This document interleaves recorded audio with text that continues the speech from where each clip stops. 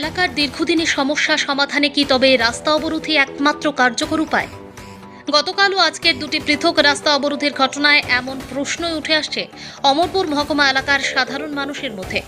দীর্ঘদিন ধরে রাস্তার বেহাল অবস্থা, বিদ্যুৎ ও পানীয় জলের মতো মৌলিক সমস্যা নিয়ে অভিযোগ জানিয়েও তেমন সাড়া যখন মেলেনি, তখন বাধ্য হয়ে অবরোধের পথ বেছে নেন স্থানীয় বাসিন্দারা। আর অবরোধের পরেই দেখা যায় প্রশাসনের তৎপরতা। দ্রুত ঘটনাস্থলে পৌঁছে যান দপ্তরের আধিকারিকরা। শুরু হয় প্রয়োজনীয় কাজ এবং সমস্যা সমাধানের উদ্যোগ। স্বাভাবিকভাবেই প্রশ্ন উঠছে, সমস্যার সমাধান যদি অবরোধের পরেই সম্ভব হয়, তাহলে সাধারণ মানুষকে আগে এতদিন দুর্ভোগ পোহাতে হয় কেন? অভিযোগ ও আবেদন থাকলেও কেন সময় মতো ব্যবস্থা নেওয়া হয় না?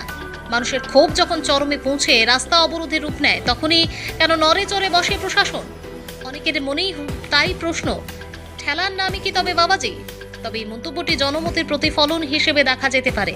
দীর্ঘমেয়াদে এমন পরিস্থিতি এড়াতে উচ্চ প্রশাসনের উচিত অভিযোগ পাওয়ার সঙ্গে সঙ্গে দ্রুত পদক্ষেপ নেওয়া, যাতে সাধারণ মানুষকে ভোগান্তি কিংবা অবরোধের মতো কঠিন সিদ্ধান্ত নিতে।